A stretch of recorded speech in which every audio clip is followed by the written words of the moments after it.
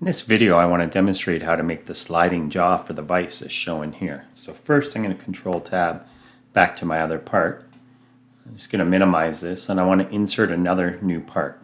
So from the assembly ribbon, I'm going to select the down arrow below Insert Component, tell it to insert a new part, and click to create it. Next, I'll come over to the part in the feature tree, right-click, and select Rename Part. I'm going to call this Slide Jaw. I'm going to select it one more time, and this time I'm going to say I want to edit the part. Notice how my other jaw goes see-through, and this is now blue. Let's just move this over and expand it. So this is blue, showing I'm editing it, and it's a new part, so it has nothing created. So next, I want to choose this face, and I'm going to look normal to it, and I'm going to create the sketch for my sliding jaw on that face, which will cause an in-place mate to be created there, unless I tell it there's no external references. I don't want to do that right now. I want the external references. Possibly later I'll break them. So with this face selected, so it's the plane I'm going to sketch in, I'm going to tell it I want to make an extrude boss. I'm just going to click on white space to clear that. And I'm just going to focus on this half of the part. And I'm going to start by offsetting some entities of this part by 10 thou.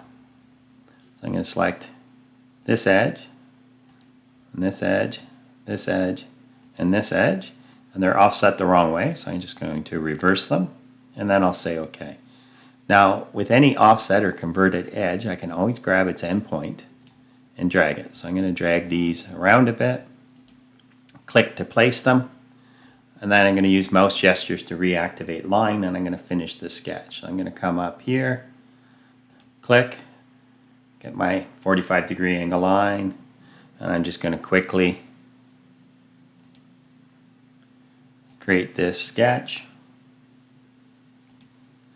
I'm going to come out here with the horizontal line. I'm going to zoom out a bit. I want to watch I don't grab something to that, and I want it to center. I'm going to move off and double click. I'm going to come back here, again come across with the horizontal line to center, and I'll push escape. So next I'm going to add a center line. I'm going to add this vertical center line. I'll push escape. I'll make sure these endpoints are on the center line, so I'll make them coincident. So I hold the endpoint, hold control, release control, add the coincident relationship. And while I'm adding relationships, I'll make these two lines collinear. I also want this line and this endpoint to be horizontal, so I'll make those coincident. Same thing here. This line and this endpoint will be coincident. I'm going to use mouse gestures and activate smart dimensioning, and I'm just going to start dimensioning my part and work my way around.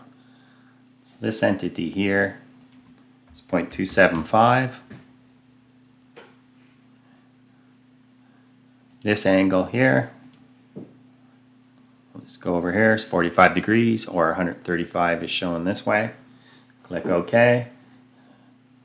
From here to here is 1 inch.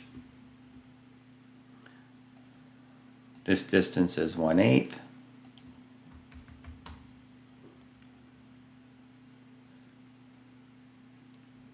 This distance is 1/8.